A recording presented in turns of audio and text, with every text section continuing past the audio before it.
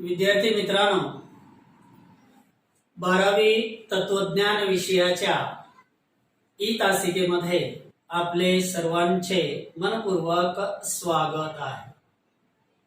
विद्यार्थी मित्रांनो, आपण या मागील तासिकेमध्ये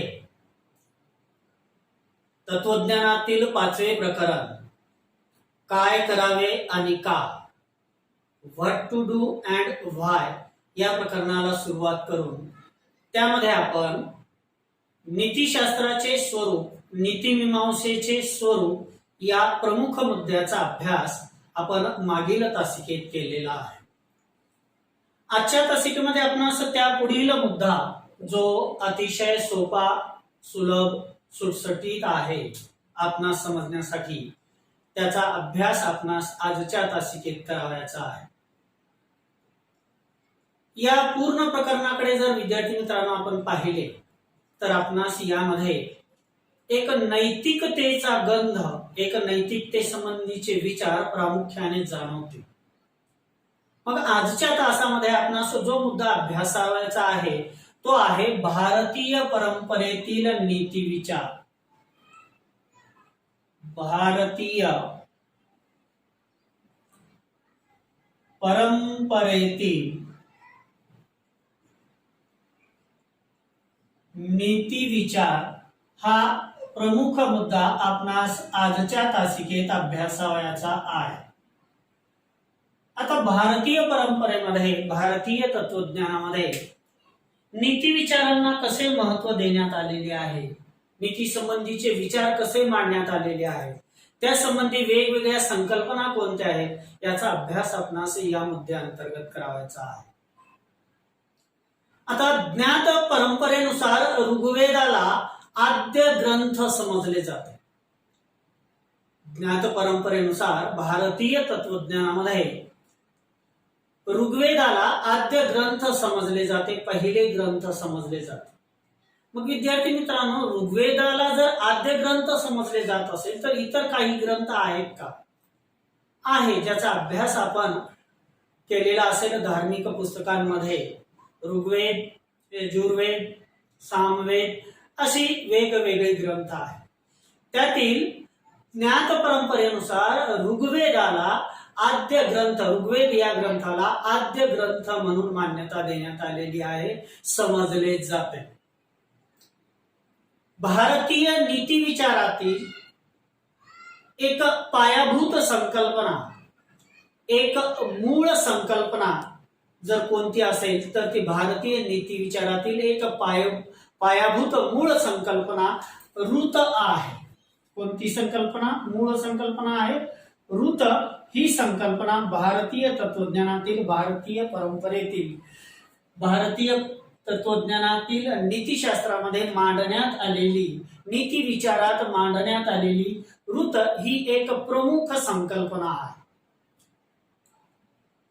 आता या संकल्पनेचा उल्लेख आपणास ऋग्वेदामध्येही आढळतो। ज्या ऋग्वेदाला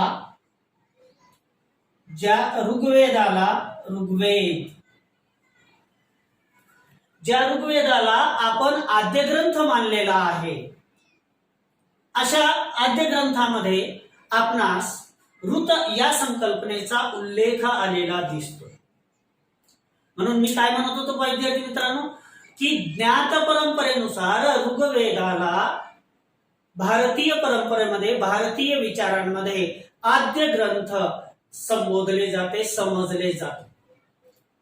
मग भारतीय नीती विचारातील एक पायाभूत संकल्पना कोणती असेल, एक मूळ संकल्पना कोणती असेल, एक प्रमुख संकल्पना कोणती असेल, तर भारतीय नीती विचारातील एक प्रमुख मूळ पायाभूत संकल्पना ऋत आहे, ज्याचा उल्लेख आपणास ऋग्वेद या आद्य ग्रंथामध्ये असलेला दिसून येतो।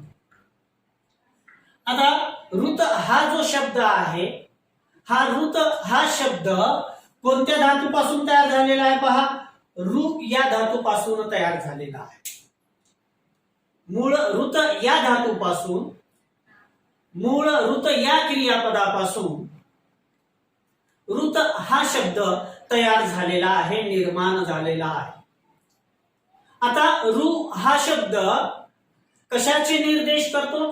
तर रू हा शब्द गती किंवा हालचाल आणि व्यवस्था यांचा निर्देशक आहे. रू या धातूपासून तयार झालेला ऋत हा शब्द गती किंवा हालचाल आणि व्यवस्था यांचा निर्देशक ऋत हा शब्द आहे. आता विश्वात आपणास गतिशीलता, विश्वामध्ये आपणास काय दिसून येते? गतिशीलता असलेली दिसून येते. विश्वात गतिशीलता आणि त्या गतीमध्ये आढळणारी एक प्रकारची व्यवस्था, एक प्रकारची क्रमबद्धता असलेली आपणास दिसून येते. आणि ही क्रमबद्धता, ही व्यवस्था, विश्वात असलेली ही गतिशीलता ऋत संकल्पना सुचवते. कोणती संकल्पना सुचवते? ऋत संकल्पना सुचवत असते. म्हणून विश्वातील असणारी गतिशीलता आणि त्या गतीमध्ये आढळणारी एक विशिष्ट प्रकारची व्यवस्था, एक विशिष्ट प्रकारची क्रमबद्धता आहे असे ऋत संकल्पना सुचवते. त्याची उदाहरणेही बरीच आहेत. जसे भारतामध्ये उन्हाळा, पावसाळा आणि हिवाळा हे ऋतुचक्र आपणास दिसून येते. या ऋतुचक्रामध्ये एक प्रकारची विशिष्ट क्रमबद्धता आणि व्यवस्था असलेली आपणास दिसून येते. उन्हाळा, पावसाळा, हिवाळा, दिवस, रात्र ही ऋताचीच वेगवेगळी असलेली उदाहरणे आहेत. मग याचा अर्थ ऋत संकल्पना फक्त निसर्गातील क्रमबद्धतेशी, ऋत संकल्पना फक्त निसर्गातील व्यवस्थेशी, ऋत संकल्पना फक्त निसर्गातील गतिशीलतेशीच संबंधित आहे का? याचं स्पष्ट उत्तर आहे नाही. कारण ऋत संकल्पना ही विश्वातील गतिशीलतेशी संबंधित असली, विश्वातील विशिष्ट व्यवस्थेशी संबंधित असली, विश्वातील विशिष्ट क्रमबद्धतेशी संबंधित असली तरी त्यासोबत ऋत संकल्पना ही एक नैतिक व्यवस्थाही अस्तित्वात आहे असे ऋत संकल्पना सुचवत असते. म्हणजे ऋत ही संकल्पना विश्वातील गतिशीलता आणि त्या गतिशीलतेमध्ये असणारी एक विशिष्ट प्रकारची व्यवस्था व क्रमबद्धता सुचवण्यासोबतच एक नैतिक व्यवस्थाही अस्तित्वात असते असे ऋत संकल्पना सुचवते. आणि ऋत या संकल्पनेनुसार, या कल्पनेनुसार मानवाचे वर्तन आणि त्या वर्तनाचे परिणाम, ऋत संकल्पनेनुसार किंवा ऋत कल्पनेनुसार मानवाचे वर्तन आणि त्याचे परिणाम यामध्ये एक व्यवस्था अनुस्यूत असते असा शब्द आपल्या टेक्स्टबुक मध्ये, अभ्यासक्रमाच्या पुस्तकामध्ये आलेला आहे.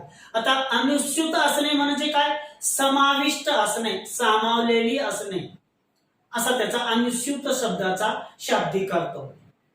मग मी काय म्हणतो पहा की ऋत कल्पनेनुसार माणसाचे वर्तन आणि त्या वर्तनाचे निर्माण होणारे परिणाम यामध्ये माणसाचे वर्तन आणि त्याचे निर्माण होणारे परिणाम या दोघांमध्ये एक व्यवस्था अनुस्यूत असते, एक व्यवस्था समाविष्ट असते, एक व्यवस्था सामावलेली असते. आणि ही व्यवस्था अनुस्यूत असल्यामुळे कशात ऋत संकल्पनेमध्ये ही व्यवस्था अनुस्यूत असल्यामुळे, समाविष्ट असल्यामुळे चांगल्या कृतीचे परिणाम चांगले, चांगल्या वर्तनाचे परिणाम चांगले, चांगल्या कृतीचे परिणाम चांगले, तर वाईट कर्माचे परिणाम वाईट होतात. कशामुळे? की ऋत या संकल्पनेनुसार माणसाचे वर्तन आणि त्यातून निर्माण होणारे परिणाम यामध्ये आपणास एक व्यवस्था समाविष्ट असलेली दिसून येते. आणि त्यामुळे चांगल्या कृतीचे परिणाम चांगले तर वाईट कर्माचे परिणाम वाईट होतात हे लक्षात घेऊन मानवाने आचरण करायला हवे, मानवाने वर्तन करायला हवे. की चांगल्या कृतीचे परिणाम कसे होतात? चांगले होतात. वाईट कर्माचे परिणाम कसे होतात? वाईट होतात हे लक्षात घेऊन मानवाने आचरण करायला हवे. आता ऋत संकल्पनेचीच परिणिती, आता जी आपण ऋत संकल्पना अभ्यासलेली आहे, या ऋत संकल्पनेचीच परिणिती रूपांतर, परिणिती म्हणजे रूपांतर नंतर कर्म सिद्धांतात झालेले आपणास दिसून येते. आपण जी ऋत संकल्पना अभ्यासली आता, ती ऋत संकल्पना नंतर याचे रूपांतर, ऋत संकल्पनेची परिणिती, ऋत संकल्पनेचे रूपांतर नंतर कर्म सिद्धांतामध्ये झालेले आपणास दिसून येते. म्हणून आपण या पुढील एक मुद्दा जो आहे, जो अतिशय छोटा आणि महत्वाचा आहे, तो आहे ऋण संकल्पना. ऋण संकल्पना या लहान मुद्द्याचा अभ्यास आपण आजच्या तासिकेत करूया. आता ऋण संकल्पना अगोदर मी आपणास आता म्हटलं होतं की जी ऋत संकल्पना आहे, या ऋत संकल्पनाचीच परिणिती रूपांतर नंतर कर्म सिद्धांतात झालेले दिसते.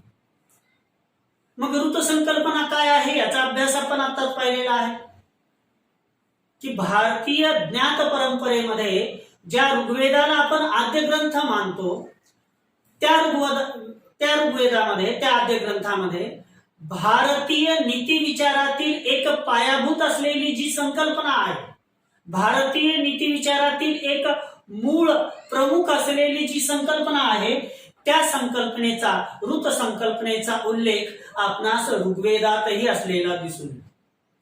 मग ऋत हा शब्द ऋत या धातूपासून, क्रियापदापासून झालेला आहे. मग या शब्दाचा अर्थ गती किंवा हालचाल आणि व्यवस्था यांचा निर्देशक असा होतो. मग या अर्थाला, शाब्दिक अर्थाला जर एकत्र केलं तर त्याची व्याख्या काय तयार होते की विश्वात गतिशीलता आणि त्या गतीमध्ये आढळणारी एक प्रकारची व्यवस्था किंवा क्रमबद्धता आहे अशी ऋत संकल्पना सुचवते. मग उन्हाळा, पावसाळा, हिवाळा, दिवस रात्र ही उदाहरणेही आपण पाहिली विद्यार्थी मित्र. मग याचा अर्थ ऋत संकल्पना ही फक्त निसर्गातील क्रमबद्धतेशी, निसर्गातील व्यवस्थेशी, निसर्गातील गतिशीलतेशी संबंधित आहे का? नाही. तर ऋत संकल्पना ही निसर्गातील क्रमबद्धतेशी संबंधित तर आहेच, त्याच सोबत ऋत संकल्पना ही एक नैतिक व्यवस्था अस्तित्वात आहे, नैतिक व्यवस्था अस्तित्वात आहे अशी ऋत संकल्पना सुचवत असते. आणि ऋत कल्पनेनुसारच मानवाचे वर्तन आणि त्या वर्तनातून निर्माण होणारे परिणाम यामध्ये एक व्यवस्था समाविष्ट असते, अनुस्यूत असते असं आपण पाहिलं. आणि ही व्यवस्था अनुस्यूत असल्यामुळे चांगल्या कृतीचे परिणाम चांगले होतात आणि वाईट कृतीचे परिणाम वाईट होतात. हे लक्षात ठेवून, हे स्मरणामध्ये ठेवून, हे ध्यानात ठेवून व्यक्तीने, मानवाने आचरण करायला हवे, वर्तन करायला हवे.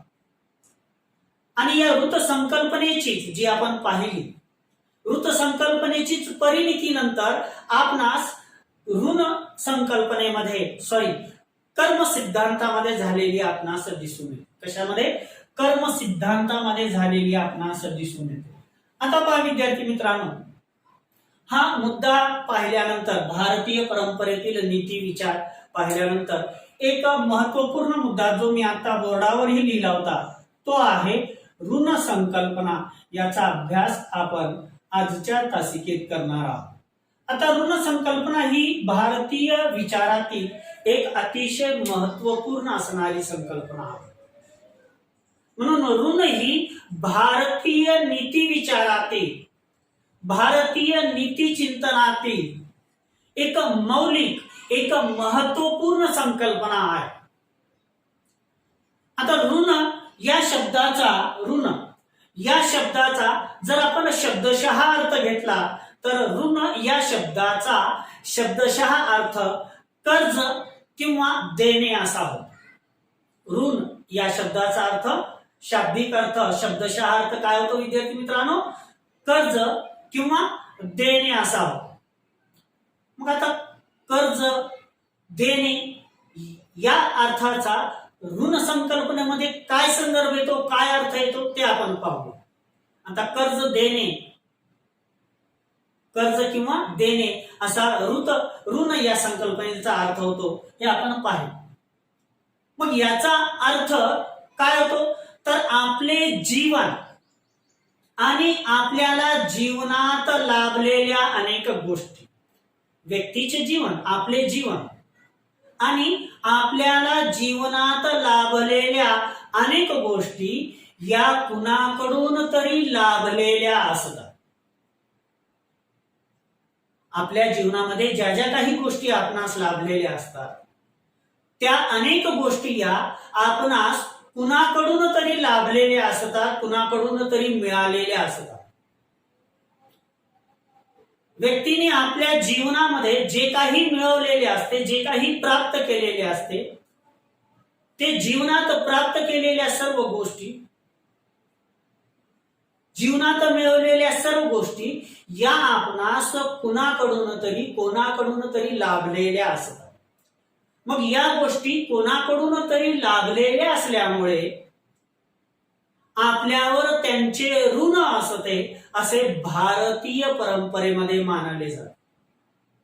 व्यक्तीला जीवनामध्ये ज्या गोष्टी मिळालेल्या असतात, लाभलेल्या असतात, त्या लाभलेल्या गोष्टी या कोणाकडून तरी मिळालेल्या असतात, त्यामुळे आपल्यावर त्यांचे ऋण असते म्हणजे देणे असते अशी भारतीय परंपरा मानते.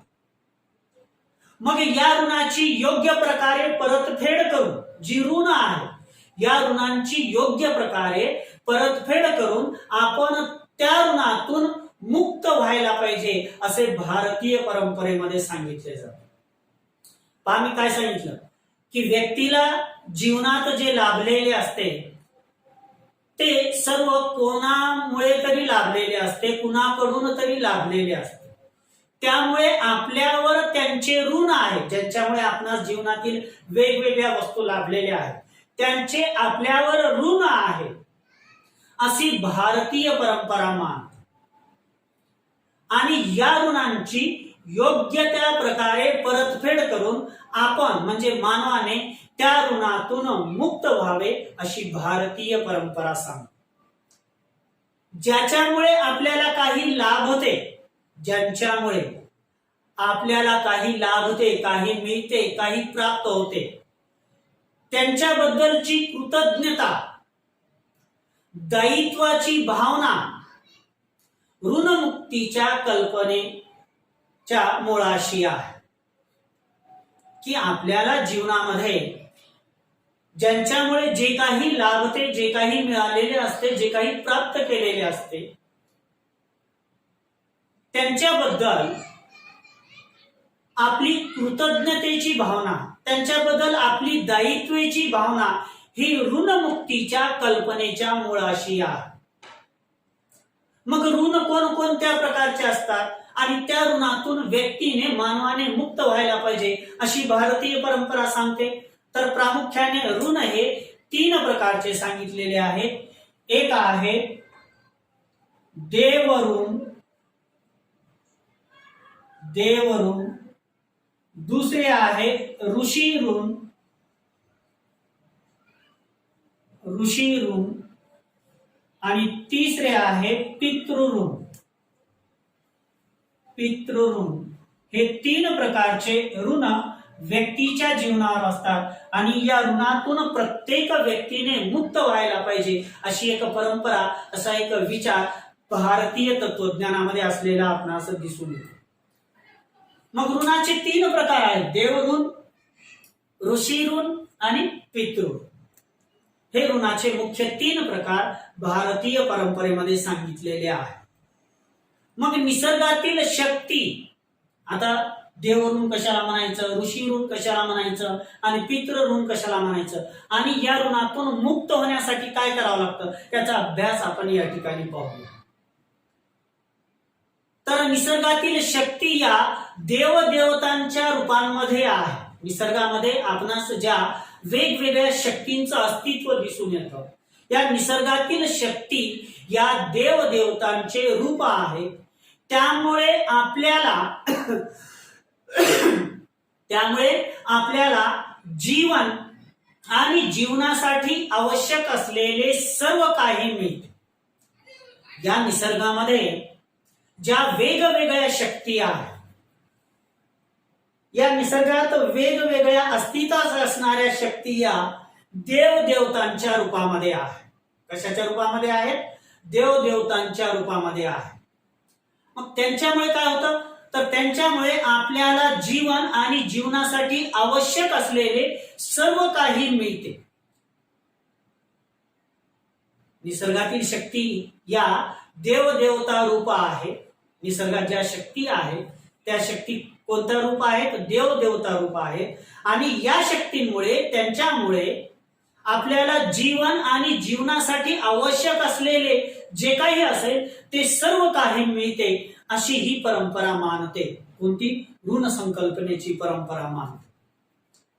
मग आपले माता पिता आणि पूर्वज यांच्यामुळे आपल्याला जन्म मिळतो. आपल्या माता पित्यामुळे आपल्याला जन्म मिळतो. आपल्या माता पित्यांचे जे पूर्वज आहेत त्यांच्यामुळे आपला जन्म झालेला असतो. आता हे ऋण कोणते येईल? की पूर्वज आणि माता पित्यांमुळे आपला जन्म होतो. साहजिक आहे. कशामुळे येतो? पितृऋणामध्ये येतो. कशामध्ये येईल ते?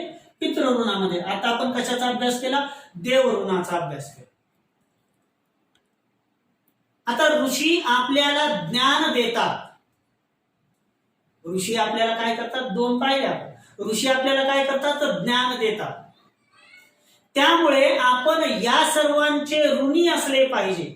देव, ऋषी, पितृ या सर्वांचे आपण कसे असले पाहिजे? ऋणी असले पाहिजे, असे भारतीय परंपरेमध्ये मानले जाते. मग या ऋणांची परतफेड करून या ऋणातून मुक्त कसे होता येईल? तर आपण सुरुवातीला पाहूया देव ऋणातून मुक्त कसे होता येईल. यज्ञयाग आणि इतर कर्मकांडे, यज्ञयाग आणि इतर कर्मकांडे यथासंग करणे हा देव ऋणातून मुक्त होण्याचा मार्ग आहे. यज्ञयाग आणि इतर कर्मकांडे यथासंग करणे हा देव ऋणातून मुक्त होण्याचा मार्ग आहे. अपत्ये जन्माला घालणे. आता इथे या ऋणातून मुक्त कसे होता येईल? अपत्ये जन्माला, आपली स्वतःची अपत्य, आपली स्वतःची मुलं जन्माला घालणे हे पितृऋणातून मुक्त होण्याचा मार्ग आहे. पितृऋणातून मुक्त होण्याचा मार्ग कोणता?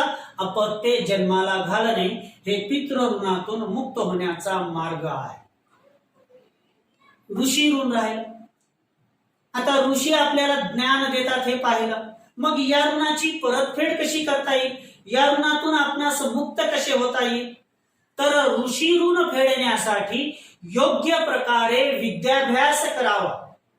योग्य प्रकारे ज्ञानार्जन करावे. विद्याभ्यास करावा, ज्ञानार्जन करावे, ज्ञान अर्जित करावे. ऋषी ऋण फेडण्यासाठी योग्य प्रकारे विद्याभ्यास करावे असे भारतीय परंपरेमध्ये सांगितले जाते. म्हणजे एकंदरीत आपल्या प्रत्येक व्यक्तीच्या जीवनावर देवऋण, ऋषी ऋण आणि पितृऋण असते. आणि या ऋणातून मुक्त कसे होता येईल याचाही मार्ग भारतीय ऋण संकल्पनेमध्ये सांगितलेले आपणास दिसून येते. मग आपण पाहिलं ऋणातून मुक्त होण्याचे मार्ग आणि ते ऋण कोणते. आता याशिवायही आणखीन काही ऋण आहेत का? तर आहे. याशिवाय मनुष्य ऋणाचा उल्लेखही आपणास भारतीय परंपरेत असलेला आढळतो. याशिवाय देव ऋण, ऋषी ऋण आणि पितृ ऋण या तीन ऋणांशिवाय भारतीय परंपरेमध्ये आपणास मनुष्य ऋणाचा उल्लेख असलेला दिसून येतो. मग आपण जे काही असतो, जे काही प्राप्त करतो, आपण जे काही समाजामध्ये असतो, आपण आपल्या जीवनामध्ये जे काही प्राप्त करतो त्यामध्ये समाजाचे योगदान फार मोठे असते. व्यक्ती, प्रत्येक मानव आपल्या जीवनामध्ये जे काही असतो आणि आपल्या जीवनामध्ये तो व्यक्ती जे काही प्राप्त करत असतो ते प्राप्त करून घेण्यामध्ये, ते असण्यामध्ये समाजाचे फार मोठे योगदान असते. मग हे ऋण आहे आपल्यावरील समाजाचे, कारण समाजामुळे आपण जीवनामध्ये बरेच काही प्राप्त करतो. त्यामुळे हे समाज ऋण आपल्यावर आहे आणि हे ऋण, मनुष्य ऋण फेडण्यासाठी व्यक्तीने दान आणि सहकार्य करावे असे भारतीय परंपरेत सुचवलेले आहे. मनुष्य ऋण फेडण्यासाठी काय केले पाहिजे? दान आणि मानवाने एक दुसऱ्यास सहकार्य करावे असे भारतीय परंपरेत सुचवलेले आहे. आता ऋण संकल्पना कृतज्ञतेची भावना, माणसांचे परस्पर संबंध अधिक स्नेहशील. ऋण संकल्पना कशासाठी हितकर आहे, कशासाठी चांगली आहे, कशासाठी महत्वपूर्ण आहे, त्याचे वेगवेगळे घटक सांगतोय आपण की ऋण संकल्पना कृतज्ञतेची भावना, माणसांचे परस्पर संबंध अधिक स्नेहशील, अर्थपूर्ण बनवते. असे संबंध जे स्नेहशील असतील, अर्थपूर्ण असतील, असे संबंध व्यक्ती आणि समाज अशा दोघांसाठी हितकर असतात. की ज्यामध्ये माणसाचे परस्पर संबंध हे, मानवांचे एकमेकात असणारे संबंध हे अधिक स्नेहशील असतील आणि जर संबंध हे स्नेहशील असतील तर ते संबंध अर्थपूर्ण बनतात. मग असे स्नेहशील, अर्थपूर्ण असणारे संबंध हे व्यक्तीसाठीही हितकर असतात आणि त्याच सोबत ते समाजासाठीही हितकर असतात, हिताचे असतात. अशा पद्धतीने आपण ऋण संकल्पना या ठिकाणी अभ्यासलेली आहे. आता आजच्या तासिकेतील एक शेवटची संकल्पना आपण अभ्यासून ही तासिका थांबूया. ते आहे कर्म सिद्धांत. कर्म सिद्धांत ही संकल्पना आपणास आजच्या तासिकेत अभ्यासावयाची आहे. आता कर्म सिद्धांत या संकल्पनेचा उल्लेख केल्या शब्द वाचल्या पाहिल्या आपल्या डोक्यामध्ये काही विचार येत असतील.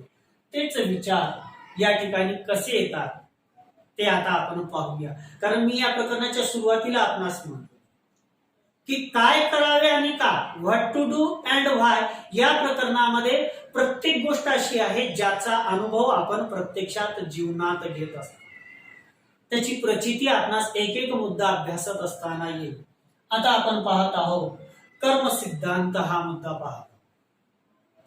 आता कर्म या शब्दाचा जर आपण शब्दशः अर्थ घेतला तर कर्म या शब्दाचा शब्दशः अर्थ कृती असा आहे. कर्म या शब्दाचा शब्दशः अर्थ काय आहे? कृती असा आहे. मग नीतीचा संबंध इच्छापूर्वक केलेल्या कृतींशी असतो.